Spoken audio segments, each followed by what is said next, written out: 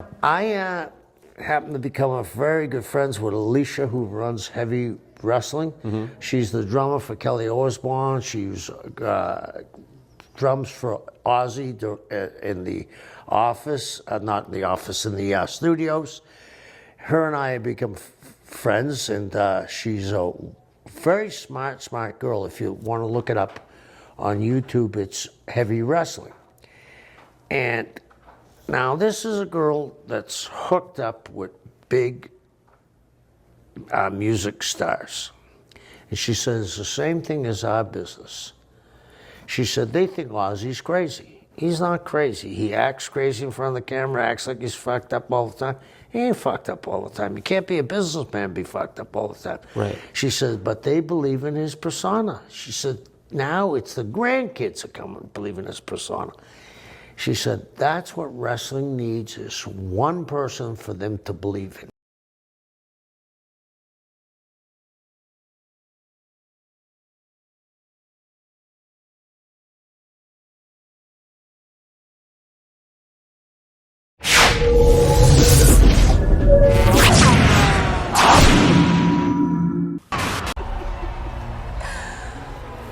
I see here, and the cards are very clear, that a cloud of doom still lingers near.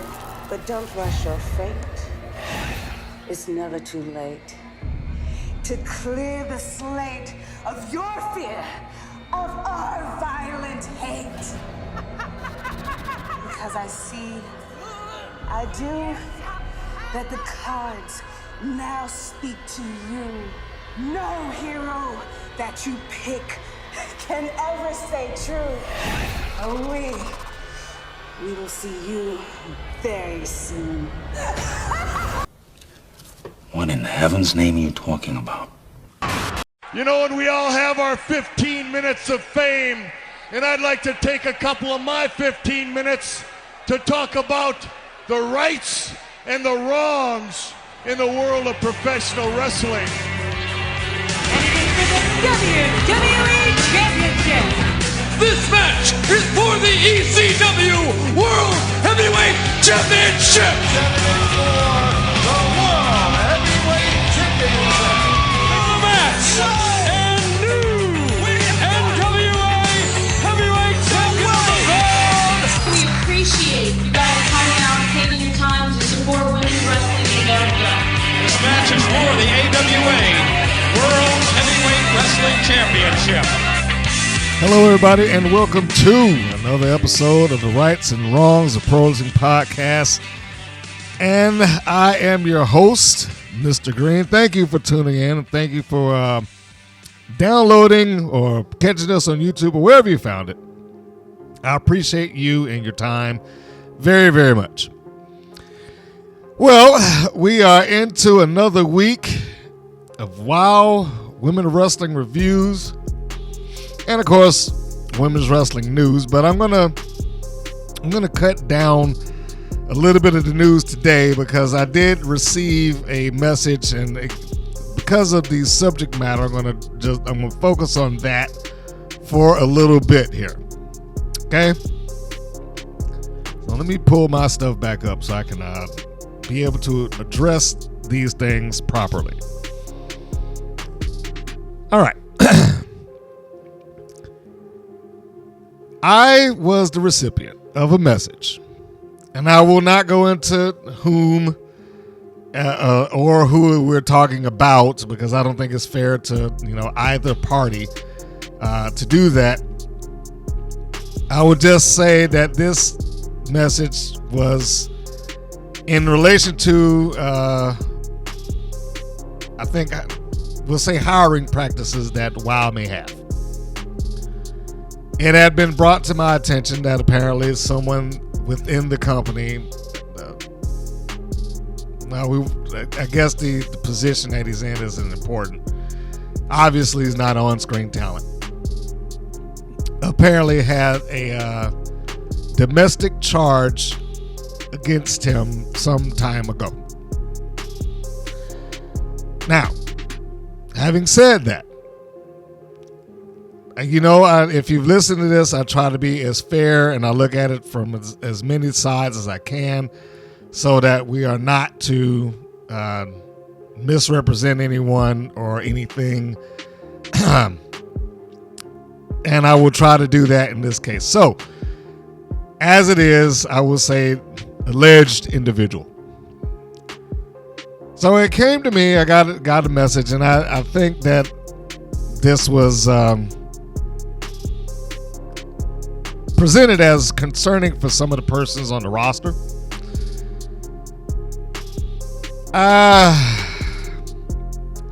Let's start with the first point. I was also provided with the case details for when this took place.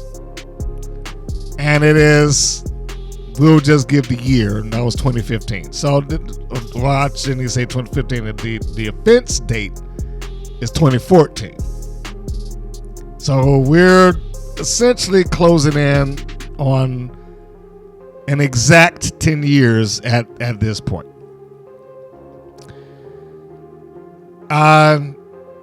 It would be unfair of me to, based on that alone, to say that, well, whoever this person is, they need to pack their crap and get out. And I say that because if nothing else has happened up to this point, I don't know if that would be a situation where you strike first and ask questions later, so to speak. However, on the other side of that coin, and you have to look at it on this side, there are several people that are on the WoW roster who have essentially publicly stated that they've either survived, dealt with, had some air of assault, abuse. I mean, they had them in vignettes when WoW first kicked off. So when you have something along those lines, you have to take into account that could potentially, even though the charge and the current date are vastly apart, even though those things have a good distance between them, how this could be triggering. You have to accept that. But this seemed to be, when it was presented to me, less of a case of I feel threatened or I'm in danger or this, let me rephrase it and say less of a case of criminality and more of a case of comfort. You want to feel comfortable in your work environment. You want to feel like you can go there without having any issues or problems and so on and so forth. As it is right now, it doesn't seem like there's any sort of real comfortable resolve that can be presented outside of the management themselves stepping in and saying something. And honestly, this is one of those cases that they should probably do that. If there's concern, those things should be addressed, because you're talking about a wrestling promotion that has a 100% female roster. As I just stated, some of which have already dealt with some issues, not necessarily relative to WoW in their personal lives and so on and so forth. And it could quite possibly create a situation that it is A, triggering, and B, uncomfortable. On the other side of that, I do not want to pretend like this has not happened in wrestling before or people have not gotten past it. Jerry Lawler, Scott Hall, Kevin Nash, Matt Hardy, Steve Austin, Taryn Terrell. Yes, there are women who've had this as well, are all documented as having had some version of charges put against them in a domestic situation. And I don't think that most people would look at them and kind of hold them to this same thing. Now, granted, again, their circumstances in their work environment are different than what you're dealing with in the WoW, and you have to take that into account. I just stated that there's probably not a good, comfortable solution for this, but in my opinion, if you have that working with you in an environment that it could cause some sort of discord or discomfort amongst the talent, this is where the management needs to step up and say something.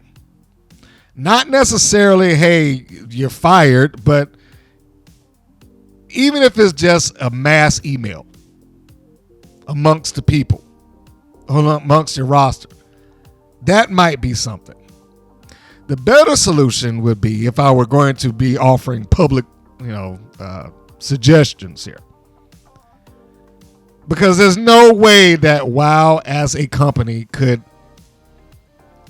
look at that situation unbiased. It's almost just an absolute impossibility. Just because when you take someone on underneath your payroll, in most cases, I don't want to call it a small business, but it's not like it's AT&T or Amazon. It's not like we got layers upon layers upon layers of corporate here. You pretty much can reach out and touch the corporate that exists in WoW. So in this instance, I will refer to it as a small business.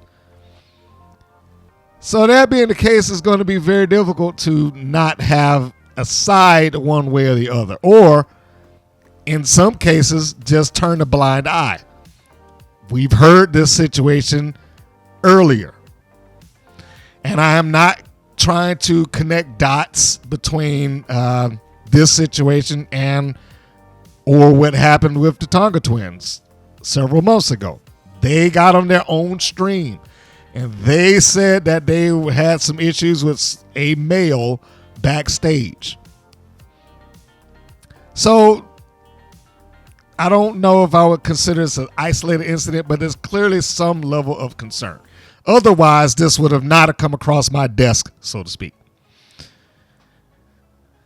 The solution or suggestion that I would put up is like, you probably need to have a third-party company, not person, but a company, look into that and speak to and for, whatever individuals they may have.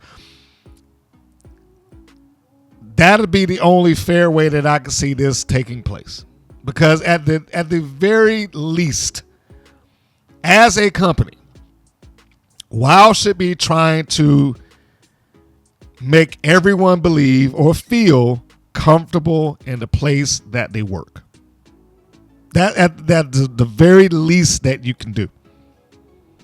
And this isn't, me berating them or something like that, because it's not an easy thing for companies to do, but it has to be done one way or the other. And this is another one of those things of like, it becomes up worse when you as a company have an image that you're trying to portray, and then things leak out from underneath that.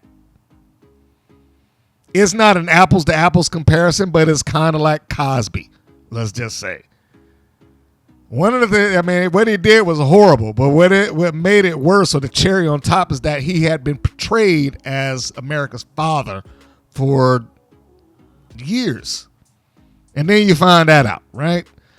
So portraying yourself as the bastion of light for all of women's sports, and we're going to be the ones that give you a place to go if things don't work out, and we're family, and et cetera, and then you have that in the roster, it doesn't work well.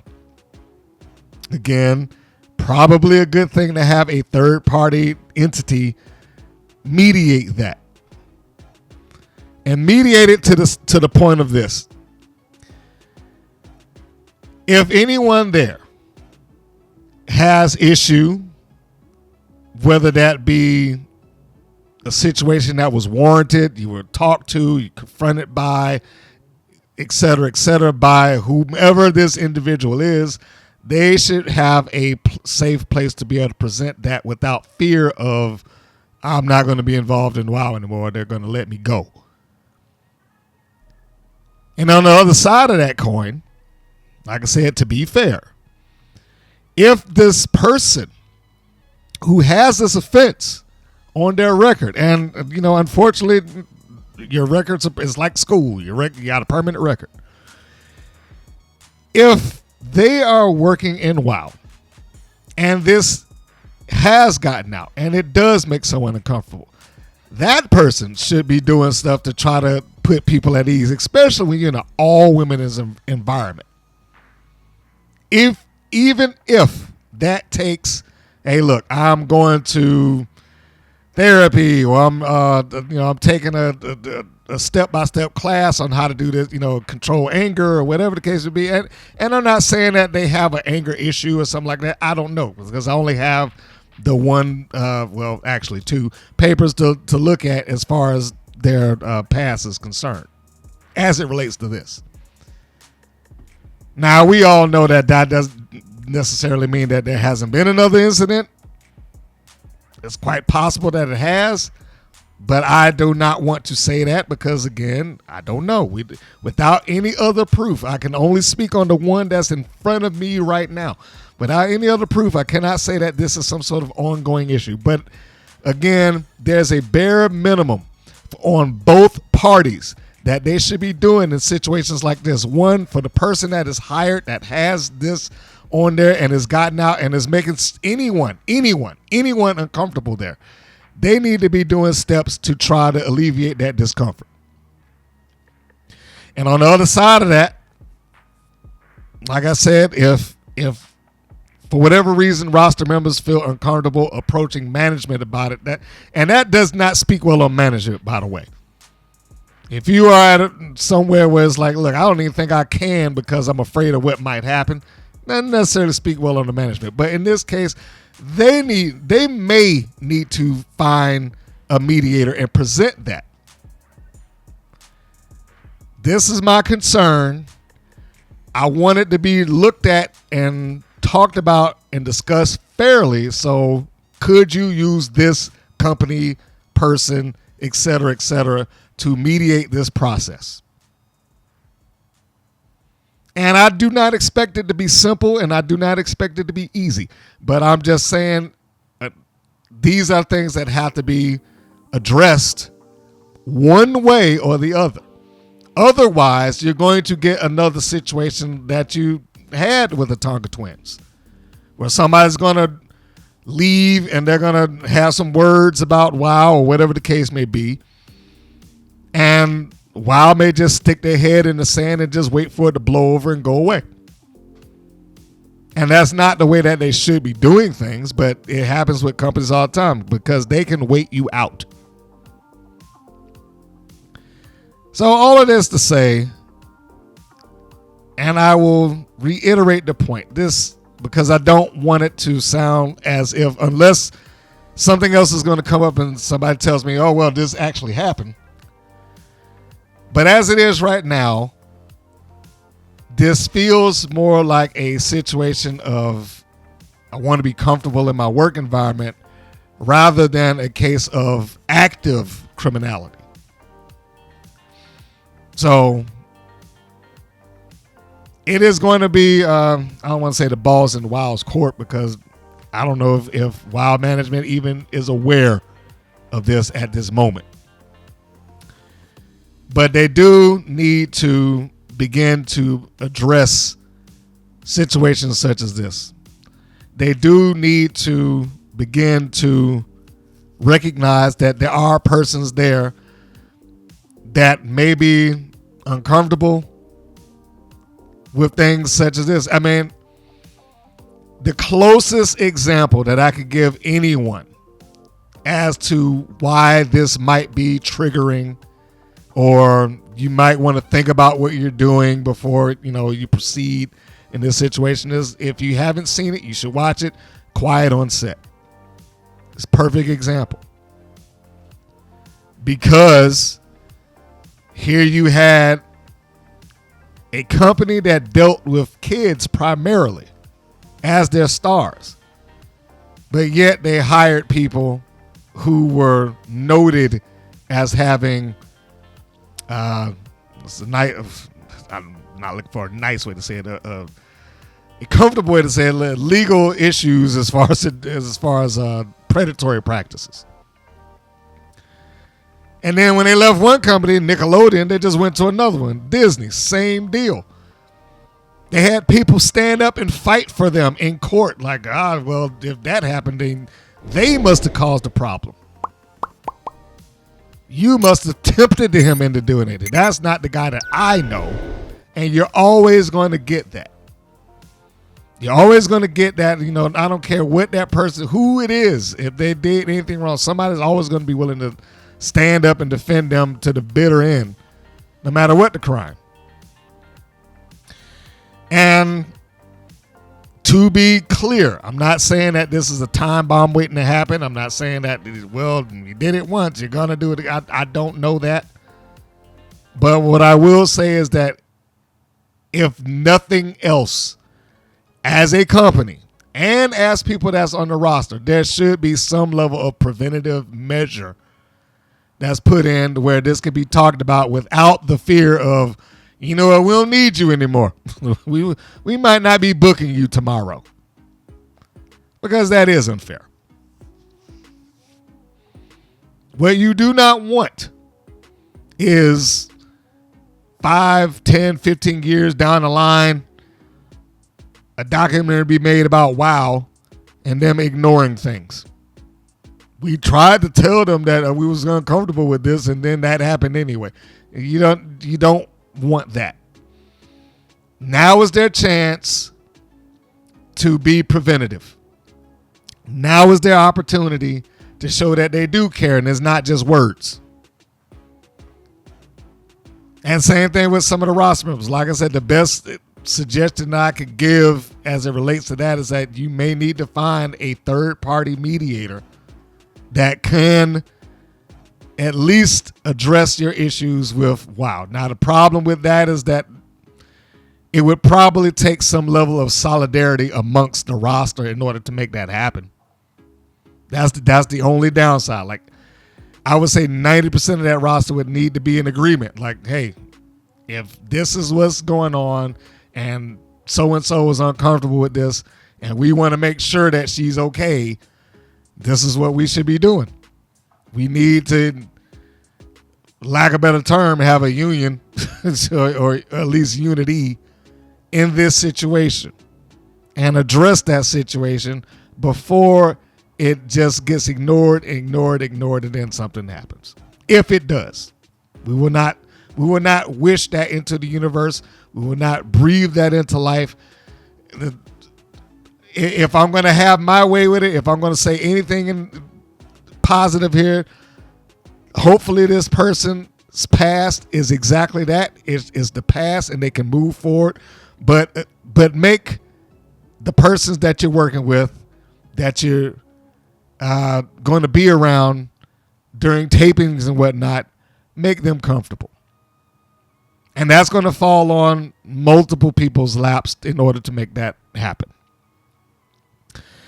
I know in me talking about that, it was vague because I didn't give out any names or anything like that. And I said that I wasn't going to because I don't feel like it's fair to get in anybody's legality as it relates to, their personal life and whatnot. And I don't want to make it appear as if there's no way back for it, for him, her, or whoever.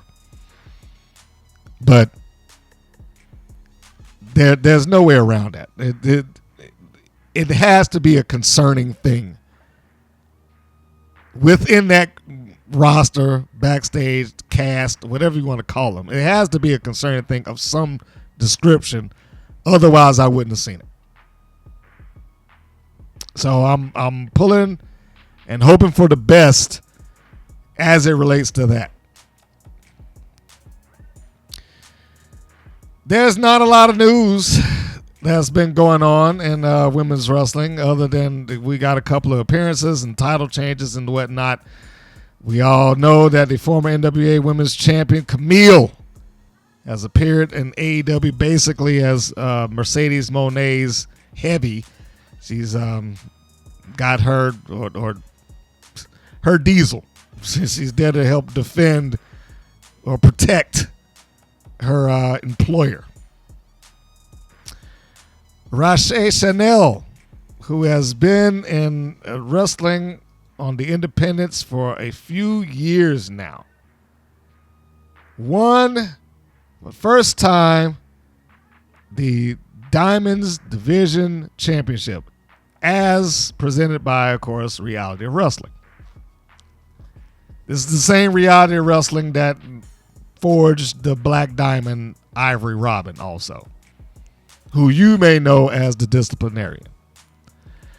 But Chanel has been there for a while, and she has finally gotten her championship. 12 years in the making she put up on, well, I'm just going to call it Twitter because that's what it is, even though we got some knucklehead that decided he wanted to change it. Yeah, so there you go. She has... It took a long time, but here we are. Very good on her that she finally accomplished what in her, I guess, assumed home promotion. She's gotten the championship. Now, this, of course, isn't the first championship that she's won, period. She was a co-holder of the Mission Pro Tag Team Championship with Maddie Rinkowski. I got to make sure I say that correct. Who is now in NXT as Ren Sinclair. So we have that. Congratulations to her. Speaking of Mission Pro, if I'm not mistaken, that is a promotion that was run by why am I blanking? Thunder Rosa. And recently they've had a post addressing their future, and I guess at this point is not going any further. They have taken an official hiatus. Thunder Rosa did put up a post not all that long ago. She put it up on the 8th. I'm going to read a little bit of that so people who are not familiar with Mission Pro, which was an all-women's wrestling promotion. But here's what she wrote. A special message from Mission Pro Wrestling co-founder, co-owner Melissa Thunder Rosa Cervantes. Dear Mission Pro Wrestling supporters, as we approach Mission Pro Wrestling's 5-year anniversary this fall, we are thankful to have built a brand that features the best in women's wrestling and a company that strives to provide a safe environment for women to showcase their talents. We are proud to have helped launch the careers of many women who are now worldwide known stars in major promotions. And we take joy in watching the new generation of women's wrestlers grow in confidence and performance. From our first Genesis show on October 18th, 2019, we knew Mission Pro would be a wrestling promotion that would stand out from the crowd. After being stalled by the pandemic in early 2020, we returned in September of that year and have been going non-stop since. After much consideration, our team has decided that Mission Pro Wrestling will go on hiatus after our August 17th, 2024 Midsummer Blast show in San Antonio. This will be our last show of 2024, and no future show dates will be announced at this time. This was not an easy decision. We understand that this is disappointing news to Mission Pro fans, financial supporters, and talent. Please know that we are committed to using our time away as an opportunity to reset and recalibrate our organizational structure and goals to better serve the women's wrestling community. In the meantime, we look forward to seeing you in person for the last time in 2024 at our August 17th show. Tickets are on sale, missionprowrestling.com. You can also watch the short live on Title Match Network. This is not goodbye. This is goodbye for now. I hope to see you again soon. And it is, of course, signed by Thunder Rosa.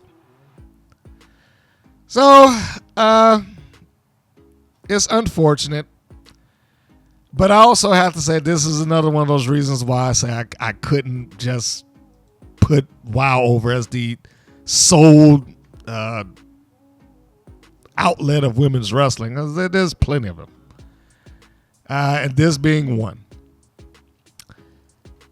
It is an unfortunate thing. I'm sorry to see it go, even though I did not get the opportunity to see it all the time. But they provided a lot of outlet. I mean, you know, there are some women that are there who just simply will not get the opportunity to go to an AEW or WWE or TNA and whatnot unless they start cooking on the indie scene and start traveling a lot more. But everyone isn't really capable of doing that for whatever reasons. Might be personal, might be just may not want to. I don't know. But for the ladies that are there, the London Dior's and the Morgan Mercy's and the Nova Phoenixes and Izzy, it's like Izzy is their champion. Rache Chanel, I'll pronounce her name right too. A lot of this gave a lot of opportunity and a platform for a lot of young ladies who needed it. And I certainly hope that Mission Pro Wrestling at some point makes a return. If for nothing else, for the benefit of those young ladies and others who need that place to go. Speaking of that, I feel like there is another Talking the Talk segment that needs to be planted right here before we go to the break. And that is going to be from Izzy Moreno, who, wouldn't you know it, you know, once upon a time she actually was like a backstage interviewer for WoW or something like that. And she is a angle in WWE waiting to happen. Let me just go ahead and say it. She's an angle in that company waiting to happen. I'm calling it right now. If Tony Khan was smart, he would have brought her in just to go up against Mercedes Moné. Now, the problem with it doing it in AEW is that they can't have the footage. They don't have the footage to rely on. It would be better served if this was in WWE. But Izzy, as a fan that has been on their cameras for multiple events, who's turned a wrestler, found her passion, this is all she's wanted to do. And she's actually going to be in, you know, let's just say in the future she goes to WWE. You don't think that they would try to stick her in a match with Bayley at some point and use all of that footage to build that up? That would be pro wrestling. Same thing if Sasha Banks ever makes her return and Izzy happens to be there or she happens to go, that's pro wrestling. But I won't go off into that right now. What I'm going to do is I'm going to take this brief moment to pause. But while I'm doing that, and as we're going into it, let's get a listen of how well Izzy Moreno cuts a promo now. There's passion in there, and I love it. Be right back. For years, my parents, my coaches, and even people around me always told me to never take no for an answer. To keep pushing till you get what you want, because I earned it. But the news that August 17th is the last Mission Pro Wrestling show is again me never taking no for an answer. Mission Pro Wrestling was my home. This title is still mine. It solidified all the sacrifices and all the tears. And while we're at it, it proved everyone wrong. The ones that said that I was never gonna make it in pro wrestling. The ones that said that I was just a fan. But just like that, it's all over. One announcement, and it's all over. But you know what? I'm not leaving. Izzy Moreno is not leaving. From this day, I will continue to carry the Mission Pro Wrestling brand in this title on my back. Because the show must go on. All right, folks, we are back. And if you didn't notice at the beginning, you know, I just before I go into the review, I had to drop a little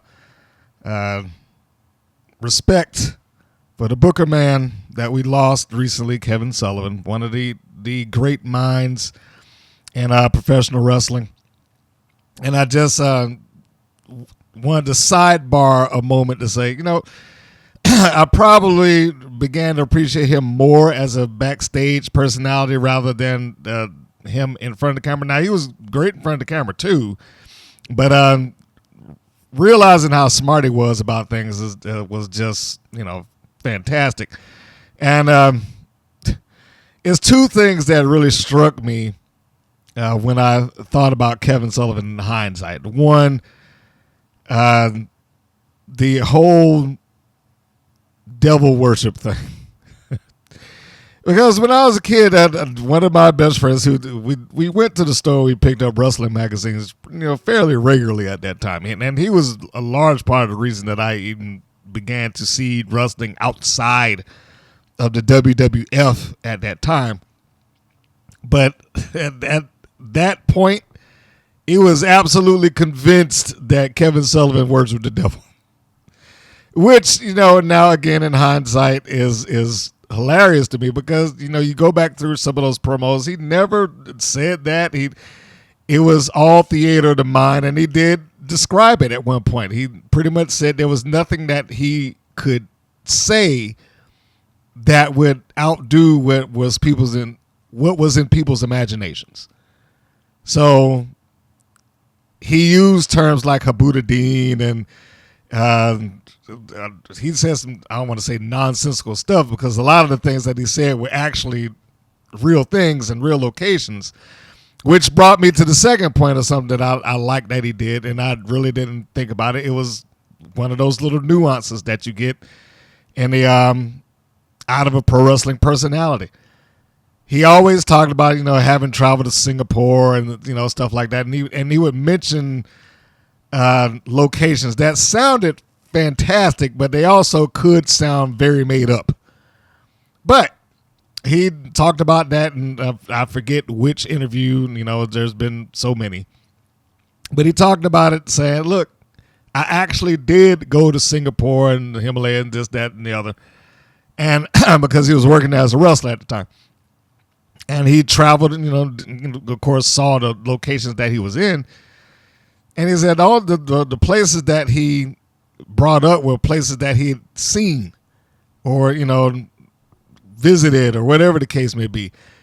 And he made a point to bring out that it was like maybe 3, 4, maybe 5 people in Florida that was watching at the time actually had been to Singapore and actually knew what I was talking about.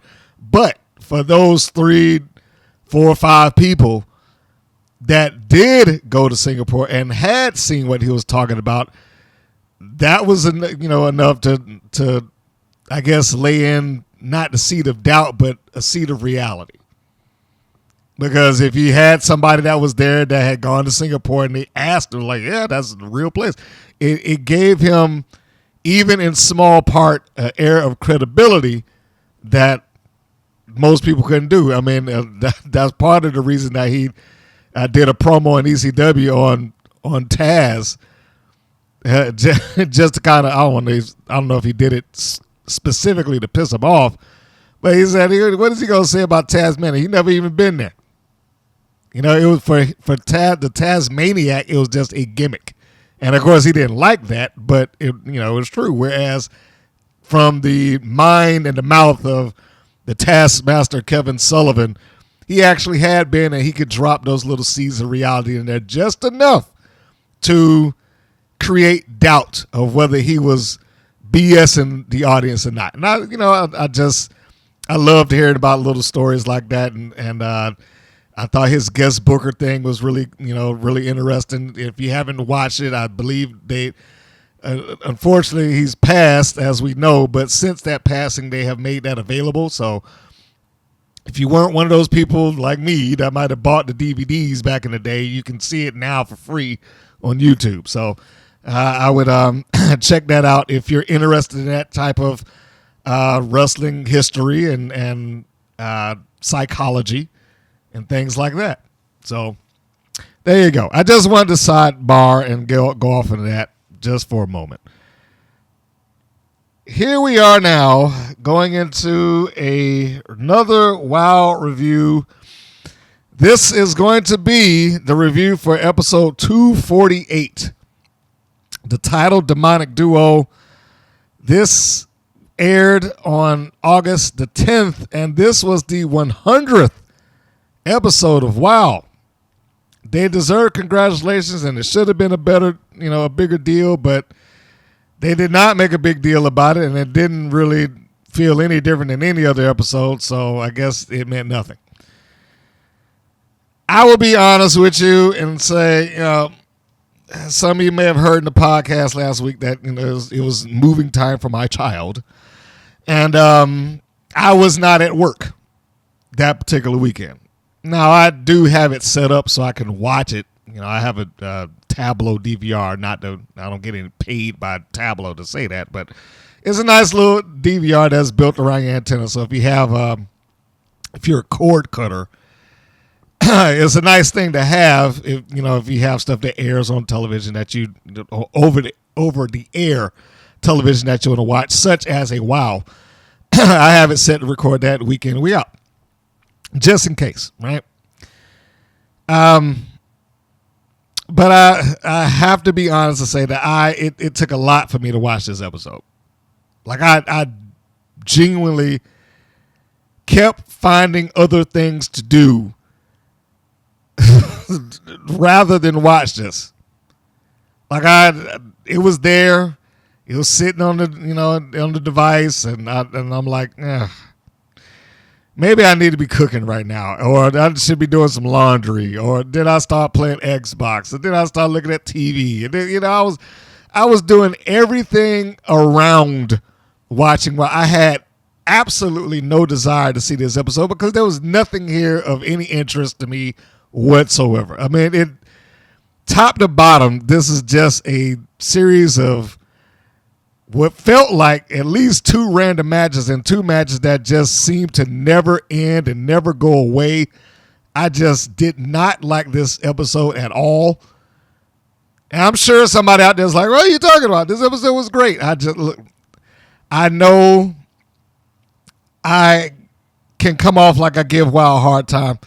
And I try to be clear and say that oftentimes it's not necessarily the match. It's just what would give me incentive to watch this show beyond the fact that there's women running around in colorful outfits. It wasn't much. And then if you are a longtime viewer like me, I see it every week, as you know. Some of this stuff just doesn't add up in my mind. I'm like, why are we doing this thing? Why did they do that? But, I guess we'll get to that as we carry on. So let's start off with, because I actually did sit down and watch it. It took me like 2.5 sittings to watch it because I didn't even bother to look at the entire hour in one sitting. Looked at it a little bit, and then I got bored, and then I looked at it again later on, and then I got bored with that, and then I had to go backwards and look at it, from like halfway of the show. Just all of these matches. Ugh. Anyhow. And I hate to say that because some of these people I really like. The Brat Pack I was very high on at one point.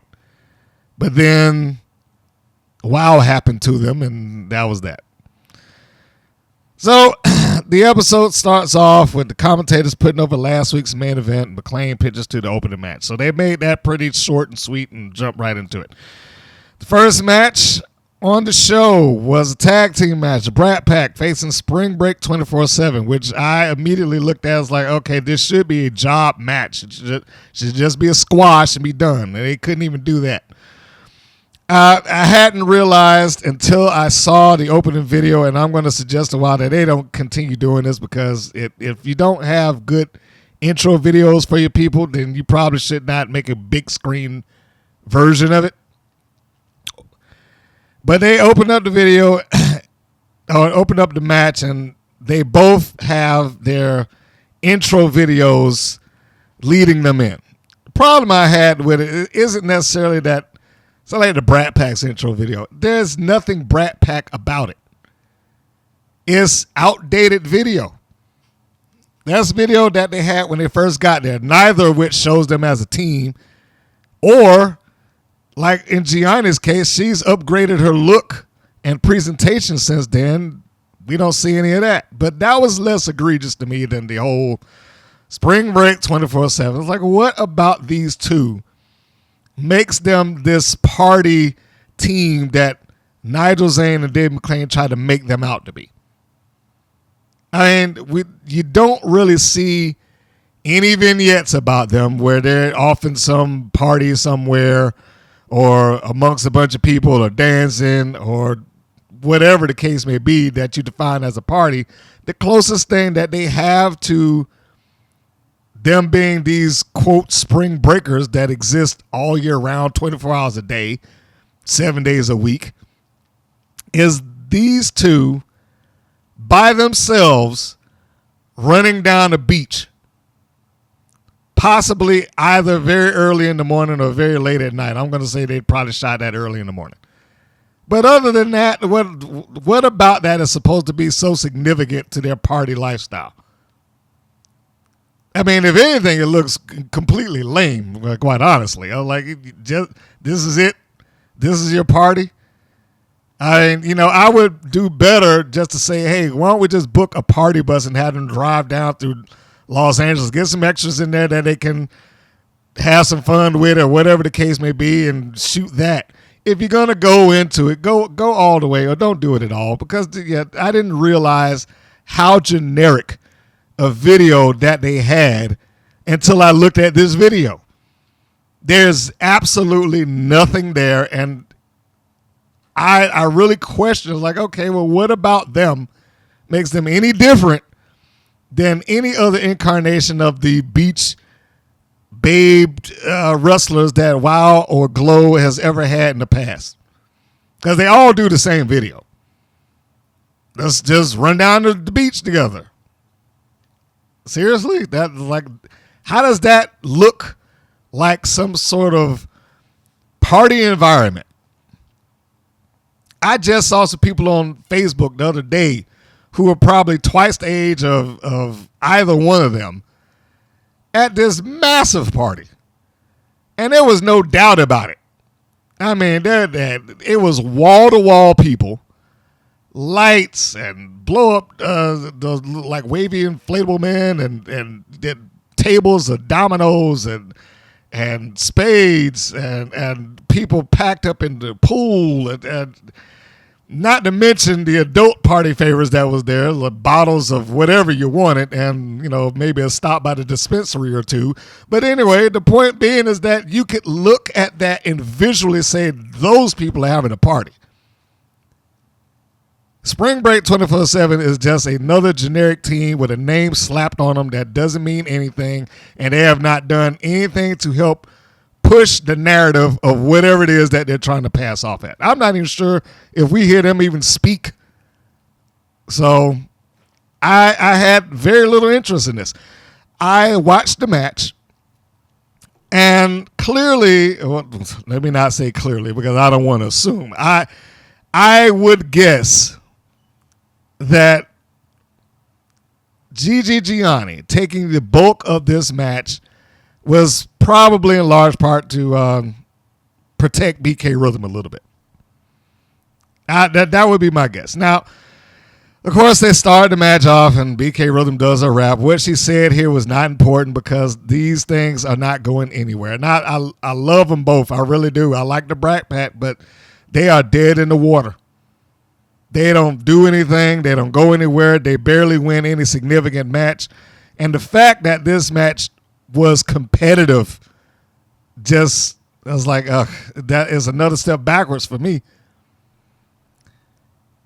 There is a idea that, your heels need to cheat, and yes, they should.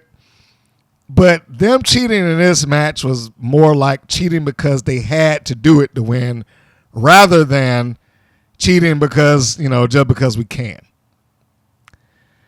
So anyhow, as I stated, the bulk of this match was seemingly worked by Gigi Gianni.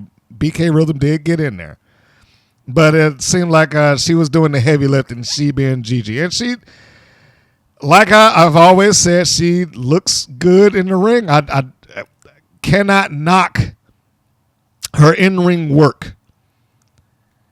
And I know that they had their little moment with the, between her and Sandy Shore. They do the shove off at the beginning, and they have a little moment where they're like, aha, see, I pushed you. And then Sandy Shore did the same thing, like, I pushed you. And then she does some shark motion or chomping motion with her hands, which, of course, Dave McClain made some reference to Jaws. And look, I understand, because I make references to old movies and TV shows too, but my gosh, man, that movie's almost like 50 years old. It's, at least make a reference to the Meg or the Deep Blue Sea or some other shark-driven movie rather than Jaws, but, hey. So anyhow, there's a nice exchange between Sandy Shore and Gianni. Now, Shore, I don't see enough of to know how well she works or get a real decisive idea of how I feel about her. Crystal Waters, on the other hand, is a different issue entirely. She was better in this match, but I am still not convinced that she needs to be on national television. I am sorry, but she just does not give me the impression. There's almost always some flub, some mistimed thing, something that does not go as smoothly as it should. And she's largely on the giving end of that anytime that I've seen it. So why they just insist that anybody that goes to their training, well, you're fine, let's get on national TV, is just beyond me. But they do it anyway. So there is a point in the match, like I said, Gianni is doing the bulk of this, where Spring Break 27 get a little tandem move in, and it causes Gianni to go out to the floor. Well, she rolls out to the floor for a reprieve. So she goes, and she's on the hard camera side of the ring. And for whatever reason that she does not move, she just pretty much stands there. And then Sandy Shore comes in and gives her a low drop kick through the ropes. And then here comes Crystal Waters, who goes off of the ropes and then pretty much just bends over so she can get punched in the face instead of diving through the ropes. She just runs to the ropes, leans over the second one, and then waits to get punched. So like that didn't look like you were making any effort to make a dive at all, which is what I'm sure the narrative of that was supposed to have been. So she comes off, leans over, gets smacked in the face, and then Gianni takes back control.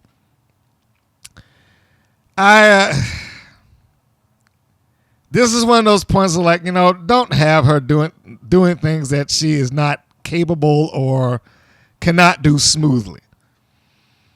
If you're going to insist on having her there, I mean, that's fine, but just keep it basic so that she does not expose herself for what she does not know how to do well. That would probably help out a lot. Just keep her in as basic a role as you could possibly do it. No dives and things like that where it relies on your timing or your ability to get this across. So anyhow, they beat up on her. BK Rhythm comes in for a little while. And she has a little bit of fun with Crystal Waters.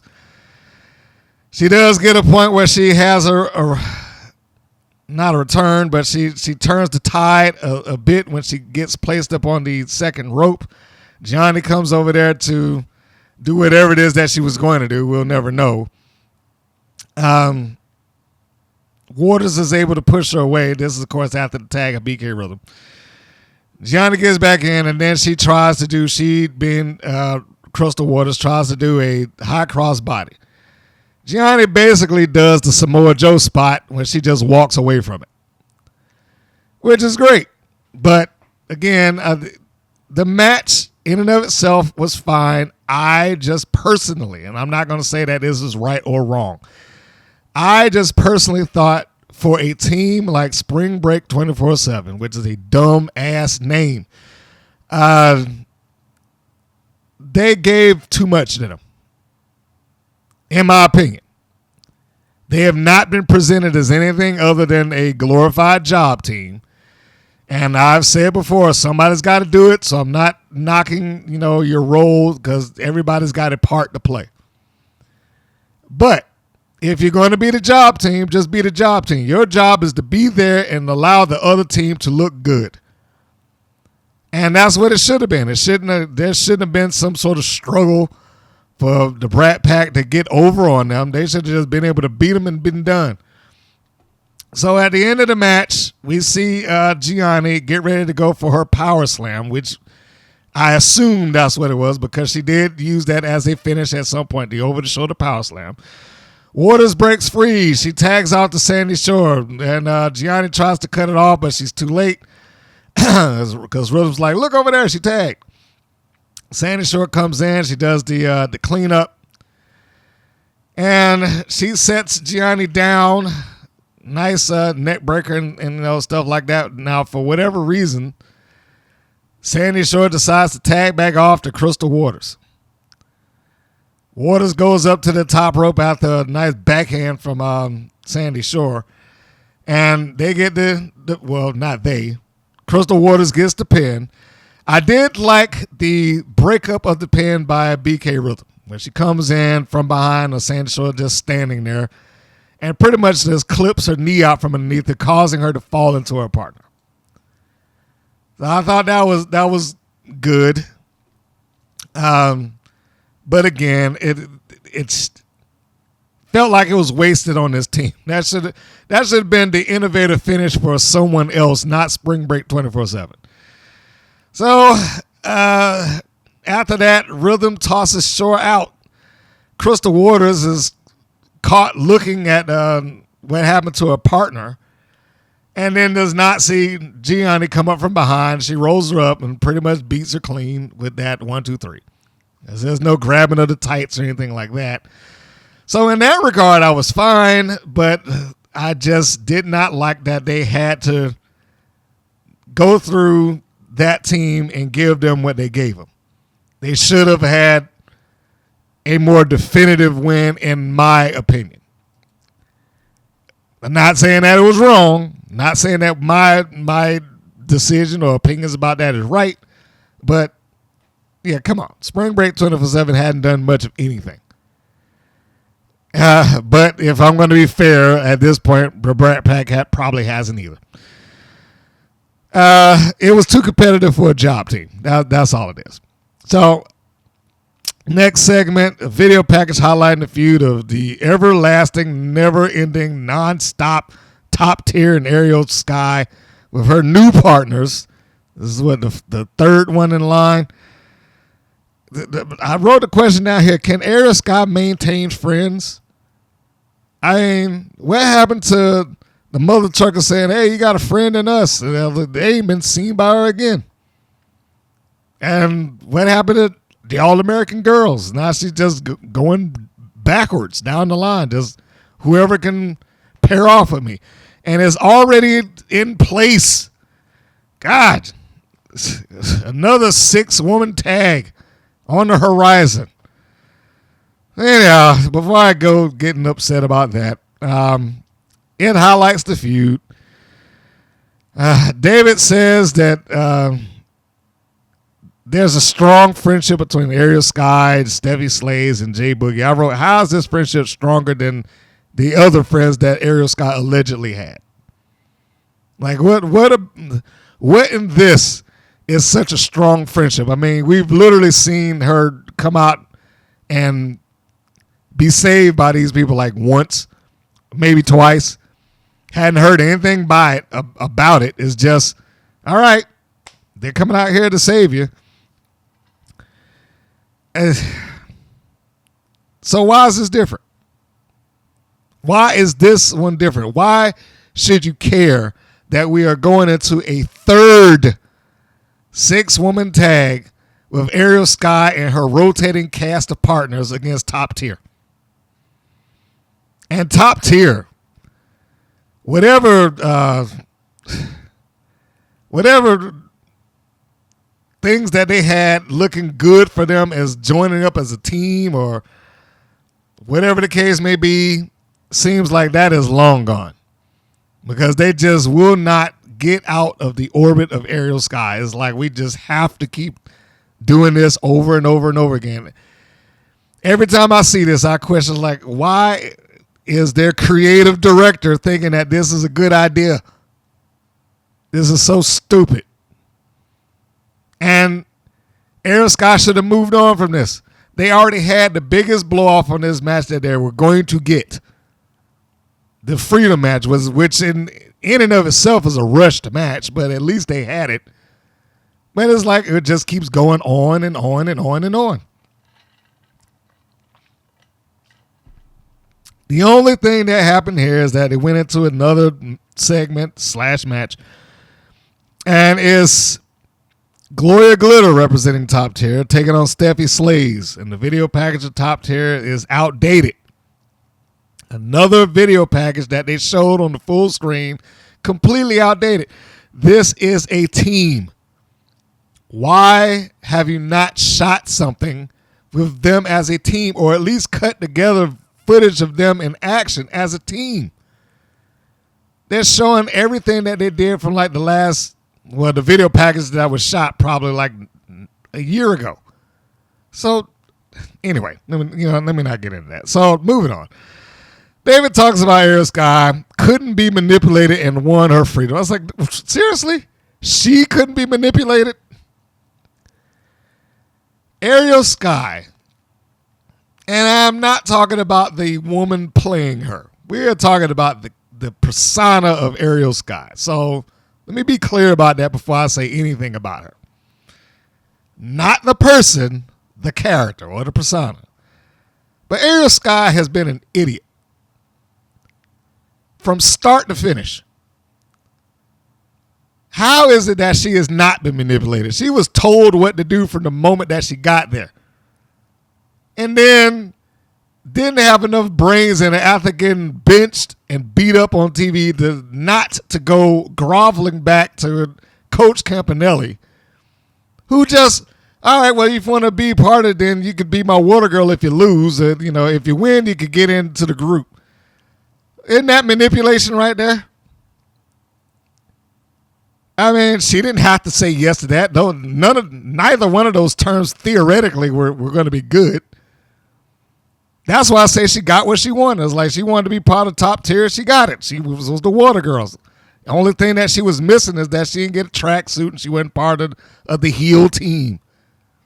But there's been nothing about her that has shown that she is not able to be manipulated.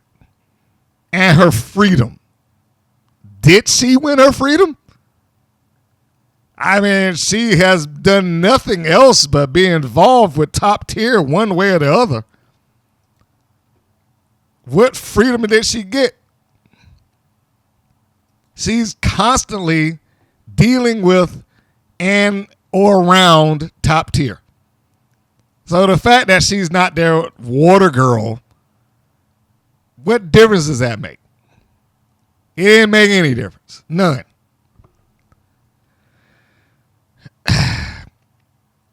So Top Tier comes out. And of course they come out in full force because, it's Top Tier and no authority figure has the will or the brains to say, hey, look, let's make this a one-on-one match every once in a while. They just come out like they do. And so they do, and if there's anything that's good about Top Tier, it is Gloria Glitter.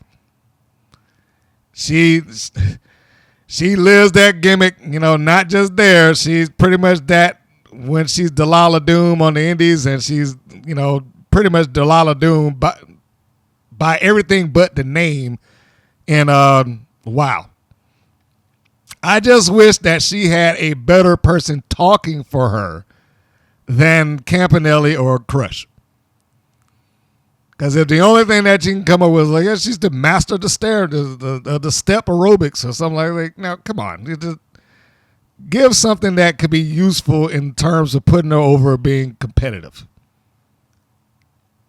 She has the best cardio in the business. Or, she's a wrestling machine. Doesn't even get tired. And, 15 minutes into the match, she's just getting warmed up. All that good stuff that people have done over the years. But instead, they are so stuck on her gimmick, they don't even bother. So, maybe the best thing that the babyfaces did in this match, when Stephy Slayz comes out, she looks at us like, it's 3-on-1? All right, no, I'm not going to do that. So she waves towards the entranceway and has her friends come on out the ringside, and of course they have to stop and pose. I was like, oh, is this a rivalry or is this just another match? Because when they do stuff like that, it doesn't feel like any sort of rivalry that's going on. This is just another match. If anybody should be coming out there with some stern determination, it probably should be Ariel Sky, but that ain't happened. And I don't expect that to happen off of J Boogie. So we have this match. Match is probably fine, but here's my issue with this. They keep trying to portray Stephy Slayz as some sort of veteran to WoW. Now, on paper, she would be a veteran. She's been there since, 2013? And, yeah, I guess that would make her that within that company. The problem that I have with that is that her 10 years of WoW probably does not equate to anyone's single year that's going to wrestling as a career. Like over the course of 10 years, if she's had, I'll go on the high end and say if she's had anything close to 70 to 80 matches, I would be shocked. 70 to 80 matches over a decade. Now think about that. That's a long time and a short amount of matches. And like I said, if you're going on the high end, what does that make? 8 matches a year? Which sounds about right. So it's just me. I admit that. It's just me, but I just cannot look at Stephy Slayz as some sort of in-ring veteran. Much less somebody that should be out there like, I'm the defender of all the weak and the downtrodden and the WoW roster because I've been here and I'm tired of the bullying and et cetera, et cetera. When she was part of a team called the Bully Busters, she never did that. So why is she doing it now? Never mind the fact that probably 9 out of every 10 matches that she's ever had in a while, she's lost. I mean, it would be like Steve Lombardi, the Brooklyn Brawler, finally getting fed up with the Ministry of Darkness in the WWE and decide, you know what, I'm tired of this. Y'all cheating and doing this, so I'm going to stand up for everybody. Like, what are you going to do? Seriously? You haven't done anything on this show in a decade. What are you going to do? And that's how I feel about Stephy Slayz. Like, what is it that she is supposed to do? Notice I am not talking about the match because the match really isn't important. I will say this much. Gloria Glitter is now and has been, always good and impressive to me. Like I said, this does not come off like she was just, hey, you know what, you do aerobics, so we'll just make you an aerobics instructor. She throws herself into this persona of Gloria Glitter / Delilah Doom. And you cannot fault that.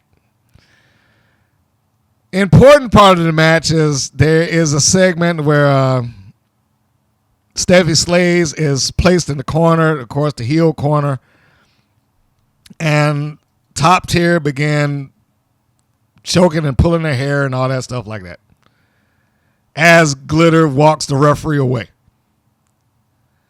Now, it doesn't look impressive how coaches, I mean, I don't know what she was trying to do. It's just like she had a very stern look, and Crush looked like she was trying to get a shot in there, but Glitter just, not Glitter, but Slayz kept moving out of the way, rolling away. So it didn't really strike me as a big cheating moment. But as they're doing that, you got Ariel Sky and Jay Boogie stumbling over themselves to get around the corner to stop this. Like, y'all can't move any faster than that. So, yeah. Again, not important. The heels stand on the outside doing their heel thing. Top Tier, so because they're so proud of this stagnant team that they're a part of, is not doing anything and going anywhere in this worthless trophy that they got. I like the little not Stairmaster move that she does. She being Glitter, the holding it like it's a chin buster that she did with Stephy Slayz, where she drops down to her knees while she's holding Slayz by her head. But overall, I mean, the finish was the finish that it should have been, because Stephy Slayz has not done anything to show anybody that she's any better than she ever was. She's been more or less the feeder for everybody else in the WoW roster and not the winner of the WoW roster. So her winning this was a far cry for me. She tries to get an advantage in on Glitter at the end, charges in, catches in the turnbuckles, tries to come back in for what will appear to be a monkey flip that she was going to go for.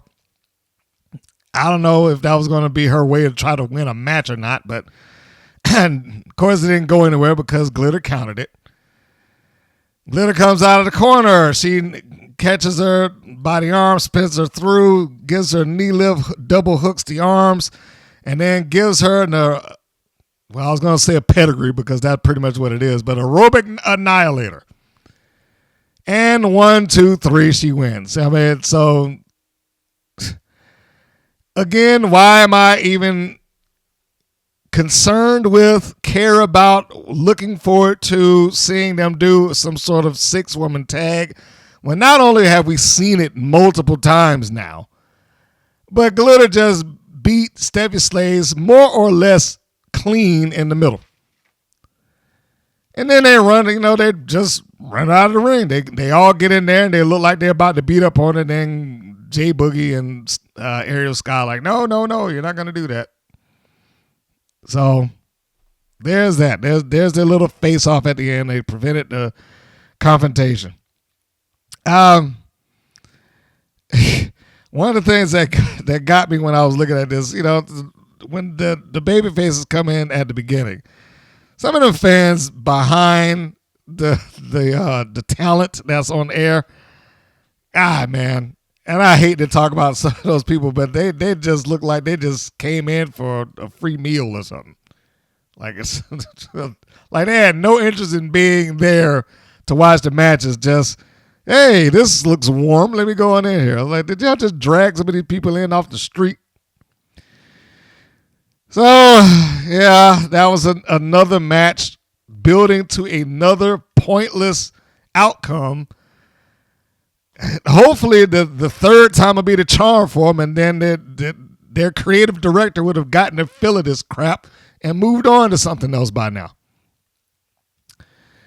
The next segment is exactly what I was talking about. McLean announces another 6-woman tag of Top Tier. I wrote down, I am so done with this.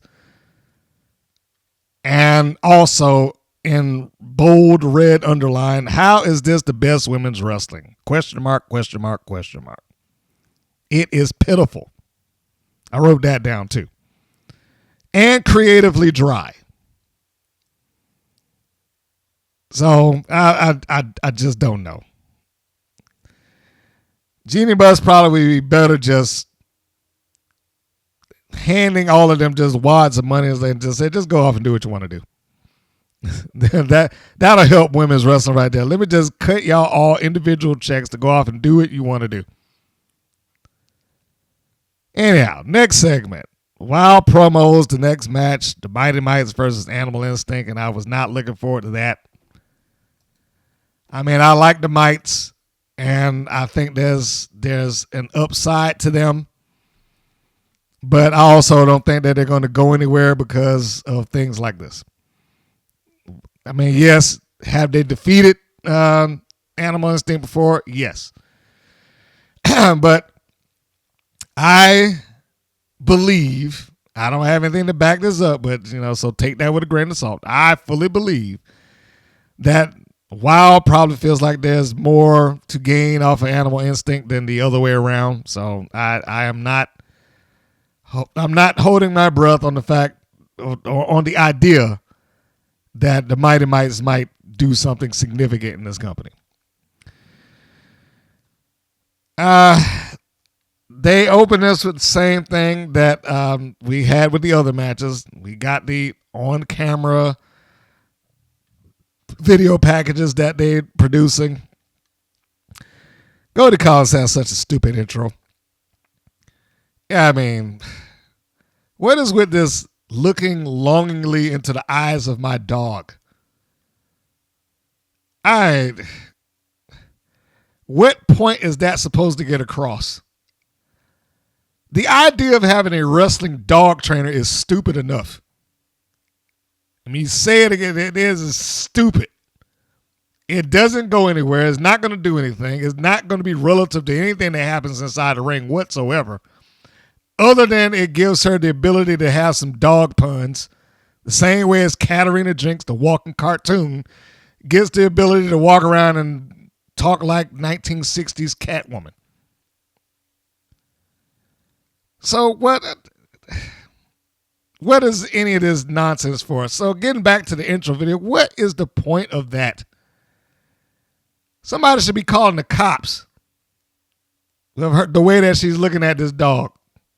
I would be concerned. You don't need to be anywhere near animals. 10 feet or more. Need to be away from them. With the look that you had in your eye, I mean, there's men out there that want to have that look stared at them. And the fact that it's being passed off to this dog gives me genuine concern for your mental well-being. So we have Animal Instinct coming out, and they are just eating this crap up with if I can give them any sort of plus, they do play into their characters as highly as you can. But what I expect when they probably answered the ad for an acting job in the first place. So they get in and they cut their promo, and it's not anything important. I suggested before that if you're going to have a character like Katarina Jinx come out there with a bullwhip, at least do something with the thing. Because as it is, much like everybody else's gimmick on the show, it's just there for show. They don't do anything with it. I said that, you need to be looking at some Dutch Mantell's matches and see what he did with Shoe Baby. Because that thing was a weapon. And he made sure that people knew that it was a weapon. One of the best things that he did on that, so he smacked, I think Gypsy Joe, smacked that guy across the face with his hand. And then when Lawler came in to try to get some, I guess, instant payback on him, he pulled that whip from around his neck and started, holding it out. Because he knew it was like, you're not going to come near me with that as long as I got Shoe Baby in my hands. One of the best promos that I heard him do was talking about Shoe Baby. Yes, he named his whip. And if you want to look for that promo, Smoky Mountain Wrestling, the Triple Threat Tag Match. But they did all promos leading into it. And, when you address that thing, and it's hard for people not to understand or accept a large cracking whip that most people identify with keeping animals in place as something that would not hurt a human being. And that's, that was the crux of the promo. It's like, this thing will stop a 800-pound bull, so I'm pretty sure it'll stop rock and roll. I'm sure it'll stop Bobby Eaton and Dr. Tom and Stan Lane. And, he just went down the road. Like, who's going to argue with that? I'm just saying, opportunity to do something interesting with that whip, at least as a threat. I'm not saying go actually whip somebody with it, but at least as a threat, is being lost. Anyhow, then we see the Mighty Mites in their opening video, which again, I don't know if this is conducive to what they're trying to relate, because the video that you see, in the few seconds that you see, it makes it look like Spice doesn't even want to be bothered with Sugar. It's like, oh, why is she holding on to me and hugging me and stuff? Like, but none of that stuff ever plays out in front of the camera. So what is that for?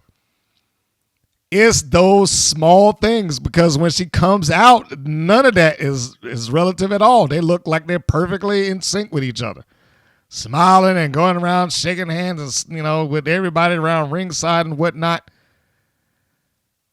I like the team. It's another one of those cases, like, I have no idea what they're supposed to be direction wise, or what their personalities are, what their motivations are, or anything. They're just there. They could have been a good underdog team, and maybe they still will be, but it's yet to be seen. And I guess it's yet to be seen whether this is supposed to be some sort of feud between Animal Instinct and the Mighty Mites. And if it is, I can appreciate the effort. If that is what was the idea behind this, like, okay, we got a feud happening between the two of them, or the two teams. But it probably would be easier to identify whether this is going somewhere or there's a feud between the two teams here if somebody actually said something about it. If Katarina Jinx or Collins promoted that instead of doing the opening cartoon promo. If the Mites had said something about it, or whatever the case may be. Or if they even gave a video package showing that, hey, look, the last time these two were in the ring, this is what happened. So, I cannot get on the Mites for their efforts in the ring. I still like the team. I just dislike that they're caught up with these two. Now, that's just my personal thing. And I admit that. Because I just don't see the upside in Animal Instinct at all. If they do something else, then it may convince me otherwise. If they come back next season and they're just really killing it in the ring, or the personalities have been smoothed out, or whatever the case may be. But as of right now, I just don't have that for them. Collins does well, when she is in there with somebody smaller than her. I will give her that, because she plays the part of her being larger, or more domineering in terms of size and stature. She plays that very well, and I don't want to discount what she has in terms of that. The Mites move very well. They're fast. There's a contrast between these two, and there's probably another reason why I don't really care for them being in a feud, allegedly. I assume that there'll be a feud. I'm just going to say that for the sake of this match. Because they can't do with the Mites what a team like, say, Los Banditos would be able to do with them, or somebody that is more giving way to size. The style changes. And Jinx and Collins had, because of their size, they have to play the power. They have to be the stronger ones of the two. But this, of the matches that I saw, surprisingly enough, this is probably the one of the show that had the least egregious tone to me. Everything else had something else that, either led into it or was around it that I just did not care for. With them, at least there is a way to go, and you might be able to get something from it a little later on if they come back to it and they, this is 1-1. Now let's go see who wins the series, or whatever the case may be. But the problem is, I quite honestly, I don't trust Wild to do that. I do not trust them to have that kind of forethought. So anyhow, Collins did fine, and the match was actually fine up until it got to the end. Then it just turned into, does this match have rules at all? Because it's just like all four of them in there, and just, the referees, hey guys, get back in the ring, get out and go do whatever you're supposed to do. And it just never did. And then, the mites do their whole jalapeno popper deal. Which I guess is, their little spot to pop the crowd. And that was fine, but again, they made almost zero effort to tag in and out at this point. It just turned into this no rules, no tag match. So Spice gets tossed into the corner where Katarina Jinx is. Jinx gets out of the way. When Sugar tries to do something with that, she's caught by Collins. Referee again still has nothing going on out there. They finally get Jinx finally gets herself out of the ring because the referee didn't do it, and she's just over there choking out Spice in the corner, and the referee has done nothing about it.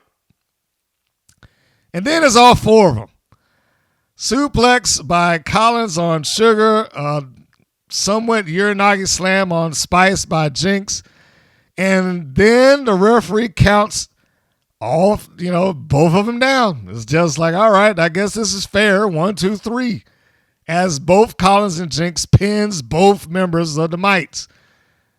What happened to the rules here? I mean, yes, I had my problems with the presentation. Yes, I had my problems with those personas of Jinx and Collins. They haven't won me over yet, but I was willing to go with the match. And the match was fine for, particularly considering their experience levels. But what was this finish? And this is the first time that WoW's done it in recent weeks. This is like becoming an ongoing thing. Like, just forget about the rules. Let's just all stand in here and do this thing together. So I don't know what that was about. And I don't know what Nigel Zane was talking about. Because at some point, Katarina Jinx was referred to or said to have shown herself to be a technical wrestler or a submission specialist. I believe that's what he said. And, okay, now that, if I can use this Family Guy line, that grinded my gears right there. It's like, at what point did she do any of those things? Where did she show anyone that she's some sort of technical marvel? I've not seen that match. Where has she shown that she's some sort of submission expert? I have not seen that match either.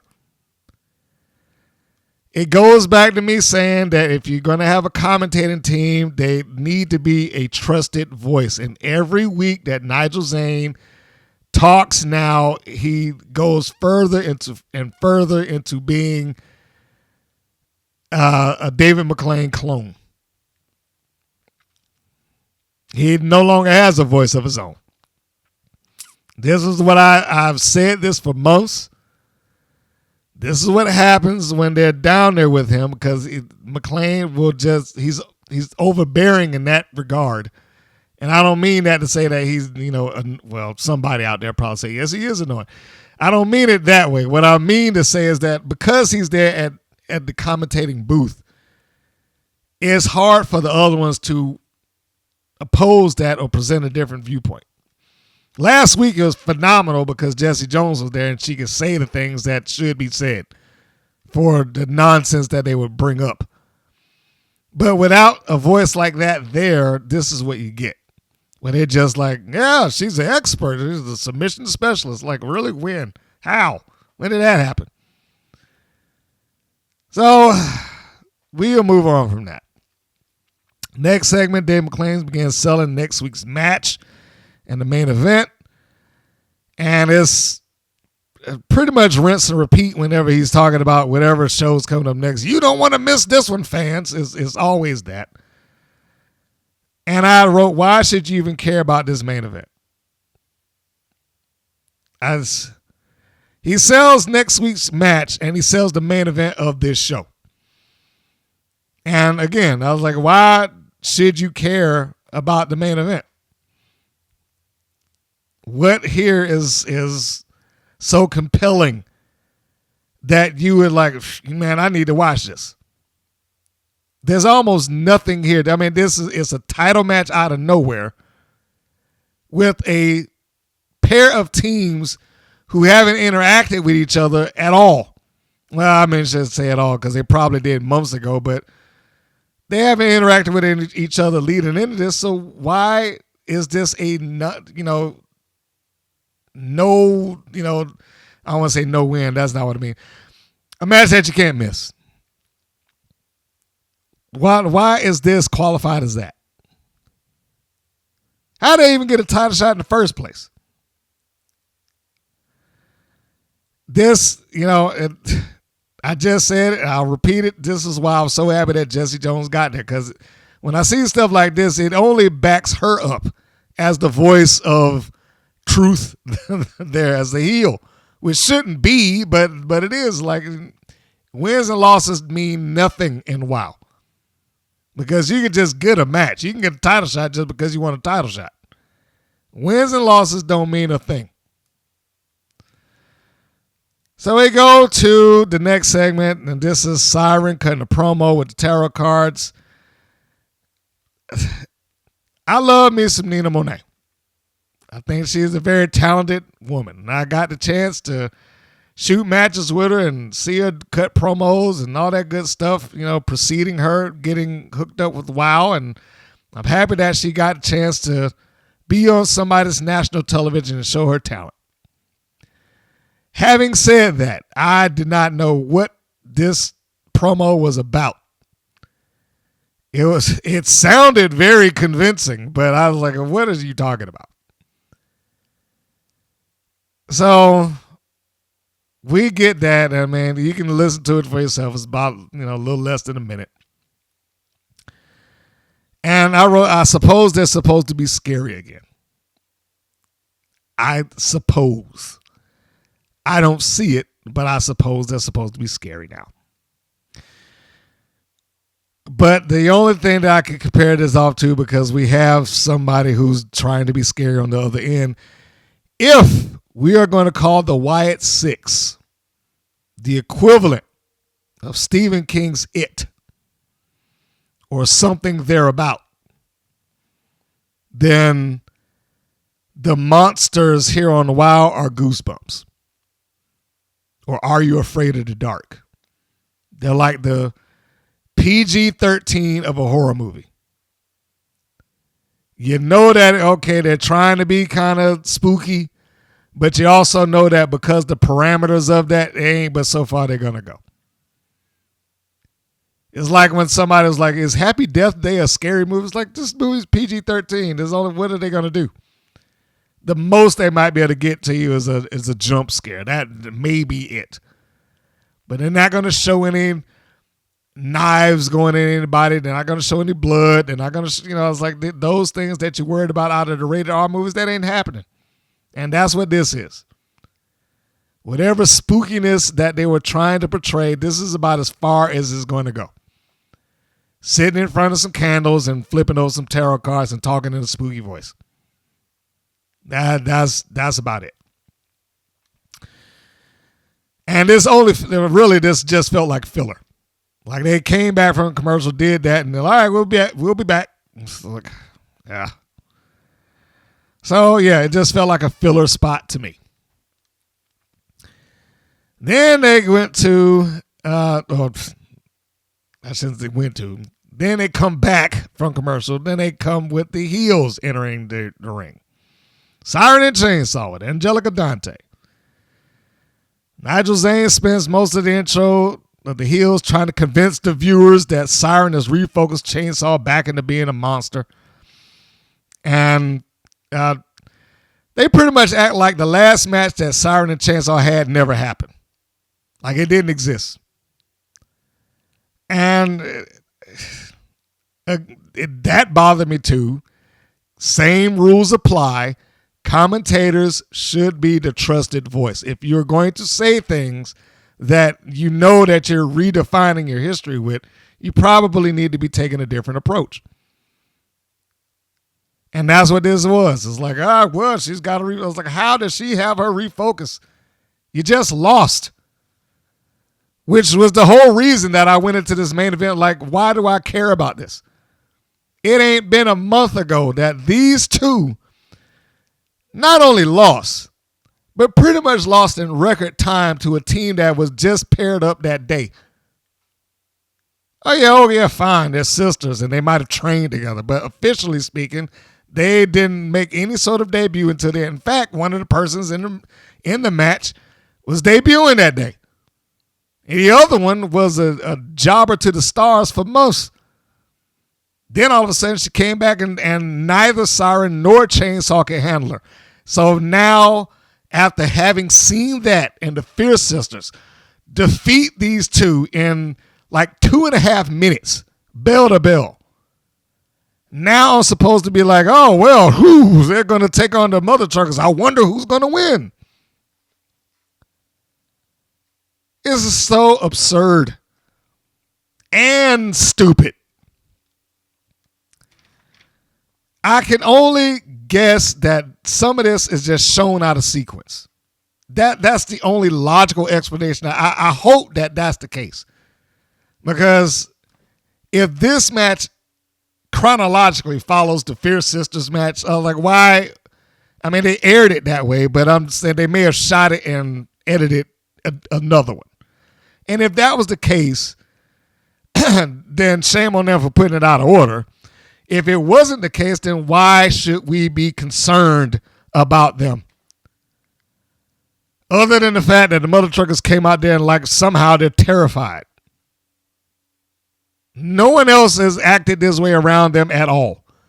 But these two, your champions, your tag team champions, are terrified of Siren and Chainsaw. These two that just lost like that. To a team, to an unranked team. There's no way that the Fierce Sisters could have been ranked for anything. But they did it. For that matter, Roxy didn't look scared of them at all. So, I mean, she put them both down like a double clothesline or something, some nonsense like that. So, I mean, why? Why? And this is the things that make this show terrible. So they go to another commercial. And then they come back and they advertise next week's match, which is Sierra Breeze versus the Classmaster, and the Bees defending the title against somebody. I already saw the press release. It'll be against Jesse Jones, but still, you know. And she might be the only person that actually deserves the title match at this point.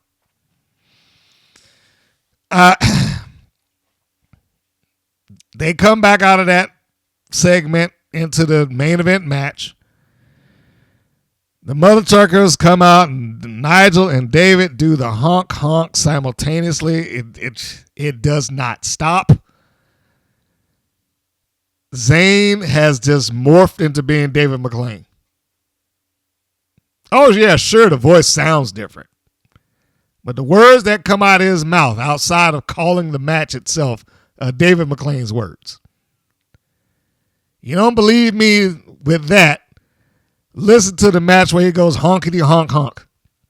Tell me that's not a David McLeanism or something that he would do or say. When Nigel first got there in the commentating booth, I had such high hopes. But I should have known better. Because if AJ Mendez could not save that commentating team because Dave McClain would not give up any sort of ground to her, where she pretty much just spent the year, oh, that was nice. This is good. Oh, she should do it. Where she didn't really say anything other than just kind of agree or disagree every once in a while. Then I certainly know that Nigel Zane is not going to do any better. So they come out, and the first thing I wrote was like, why are the mother truckers acting terrified? Which I just talked about. But why? What is it that Siren and Chainsaw have done that would warrant somebody to be afraid of them? Again, keep in mind, the last time that you saw them, it wasn't like they were successful. It was a month ago, episode 244. Fierce Sisters, Chainsaw and Siren, and they lost.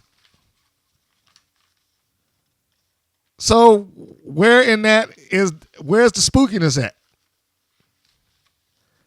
If I saw Chucky, let's say, barreling down the street and then, chasing after somebody, and that dude gets a running start and punches his ass across the field, and then I see Chucky a week later, like, why should I be scared of you? Because unless you got a gun, then you need to leave.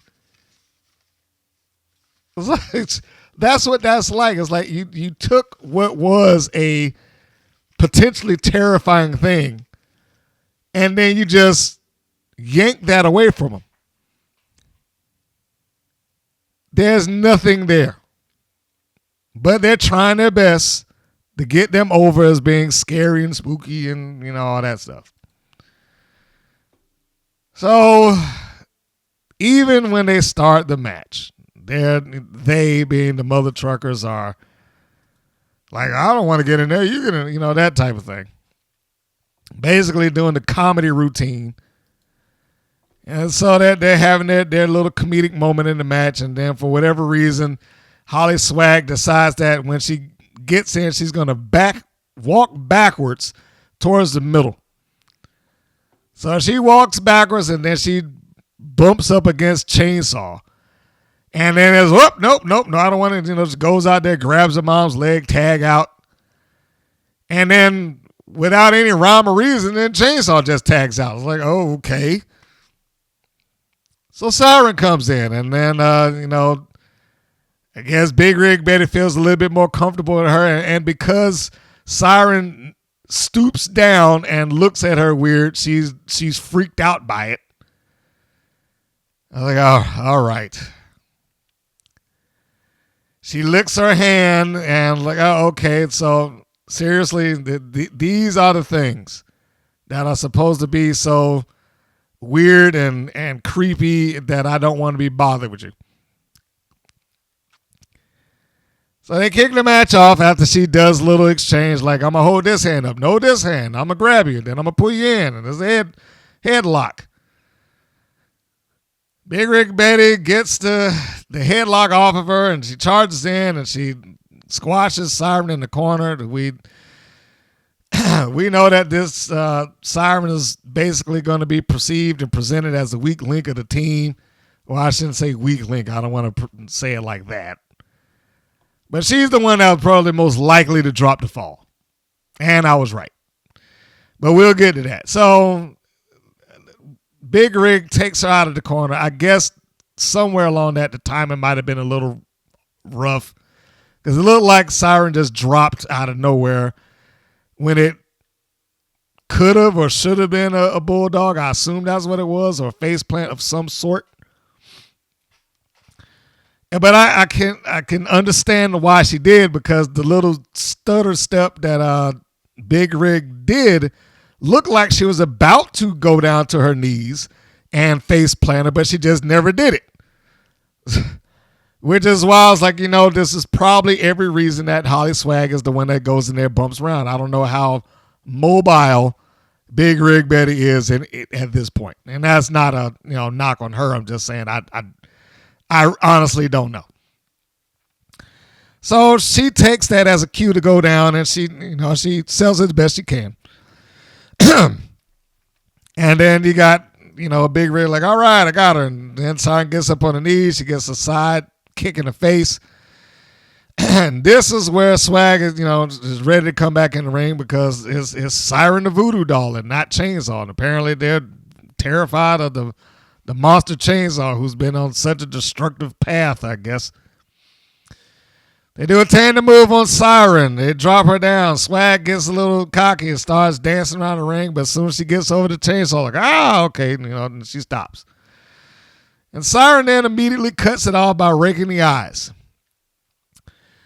I like the referee here. I forget his name, but one thing I can say about him, he looks engaged in the match. He looks like he is a figure that you can have some authority behind. and I do think that even the referees are important in playing their part and presenting well. So when she rakes the eyes, you can see the ref like, hey, what are you doing? But you can also put that off on not being able to catch it in time. And he's like, yo, what are you? He's got the whole motions down like, what are you raking the eyes for? What are you doing? And he doesn't just stand there willy-nilly waving his arms around like he's helpless to the situation either. So I just have to give him, a little credit for that.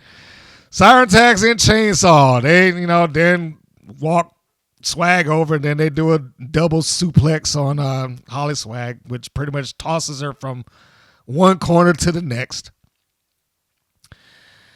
Chainsaw now is, I guess, being the monster of the match, and whatever terrifying things that she was going to do, I suppose the bite on the neck that she did later on and the yanking her hair around was part of that, which is what she did. She yanks Swag's hair around a little bit, then she pulls her up, and then she bites, allegedly, the back of Swag's shoulder.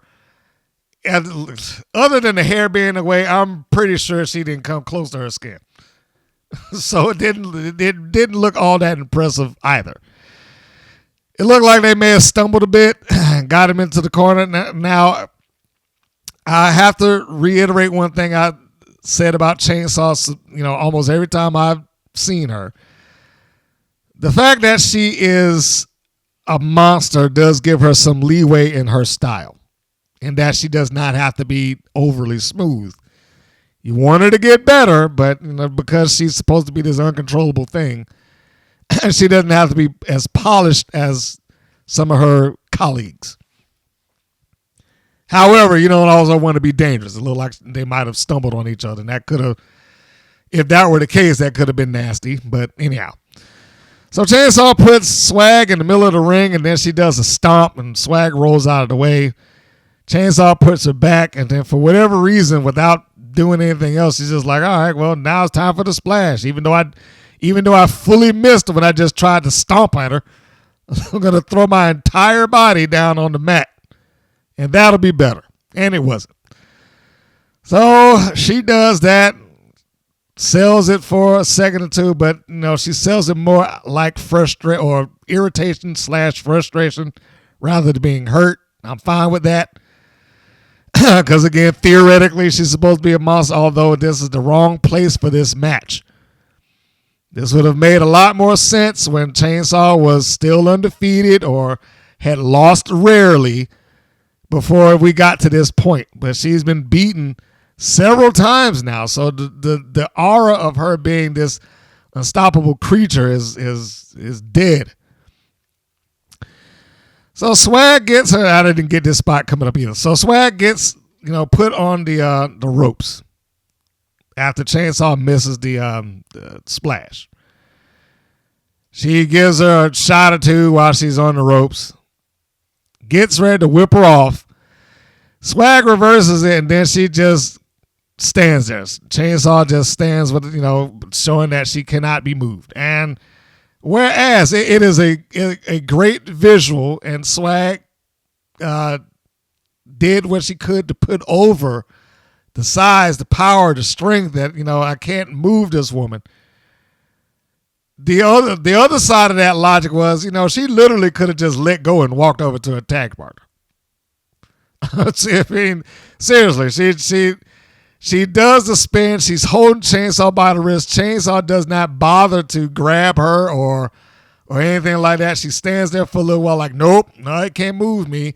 Puts her arm behind her back while Swag is still trying, and then she turns into a short arm clothesline.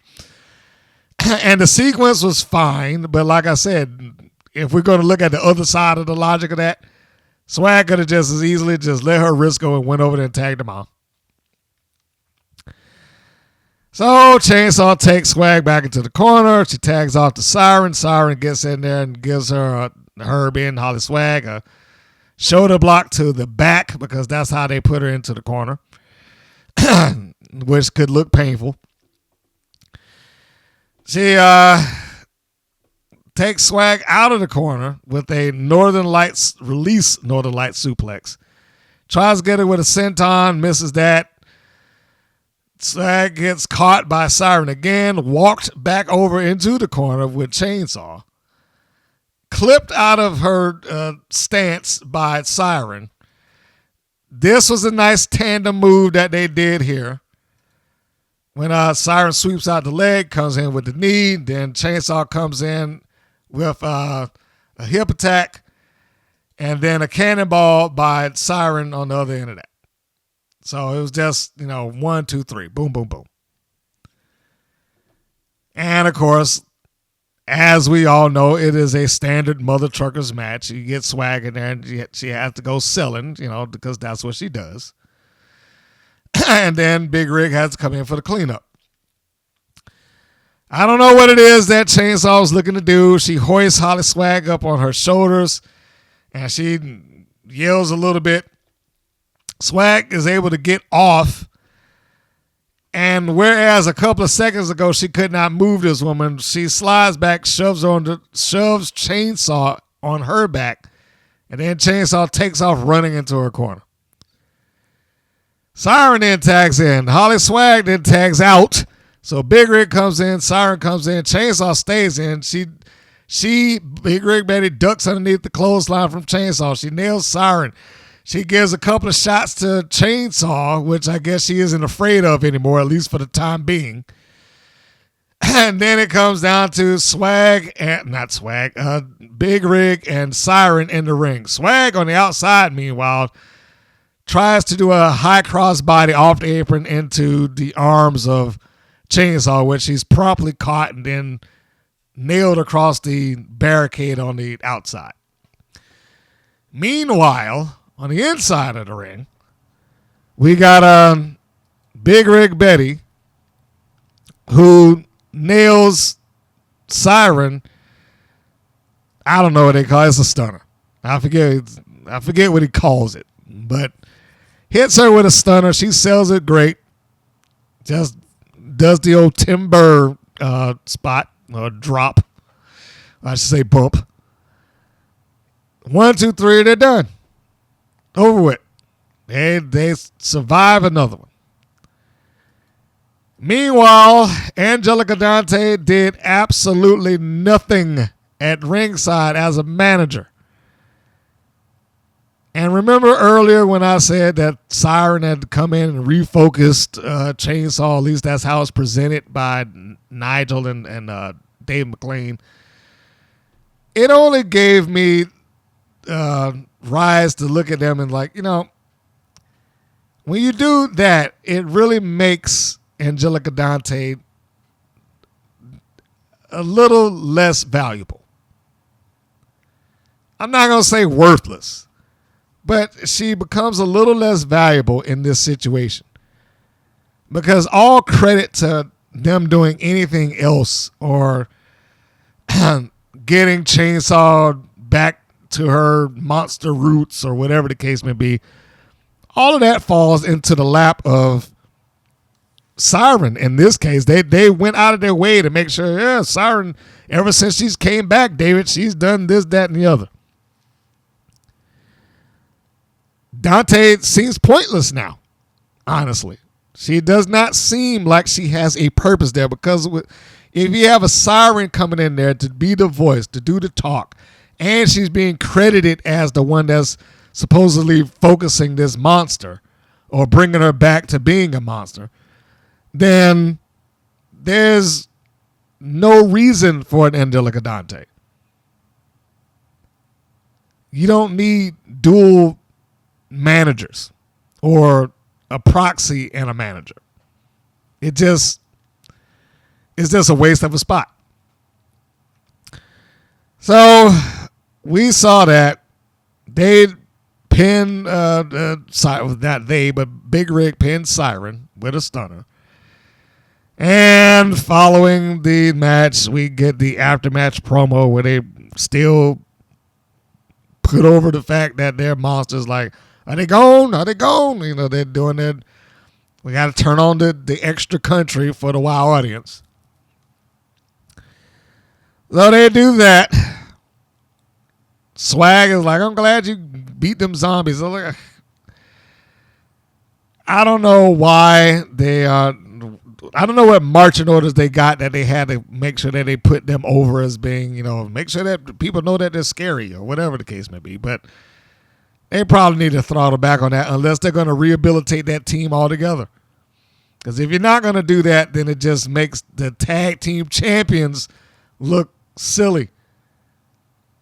Why no other team out there had any fear of Siren Chainsaw and Angelica Dante? Almost none of them. And maybe Springbrook 24/7 some months ago, maybe. Or maybe the Team Spirit if they ever got in the ring with them. But everybody else, why? Why would they be afraid? So that's it. They do the promo and they got to get their honk in. And yeah. I have to give them credit that they at least consistently try to get that thing over. But is a very lost cause, in my opinion. And I don't know who edits WoW's YouTube channel, but you're terrible. I mean, I'm pretty sure, and I should say, whoever tells the editor to do what they're doing is terrible. Why are you clipping stuff mid-sentence? They could have an angle that takes place immediately after the match, and just because we got to clip this off into multiple things, let's just cut it in midstream, and then, you know, they'll come to watch the other video. You don't need to try to stack up views that badly, that you got to artificially build them up. Because that's the only reason that you could possibly be doing that. I mean, this is just top to bottom, that show just annoyed me. So anyhow,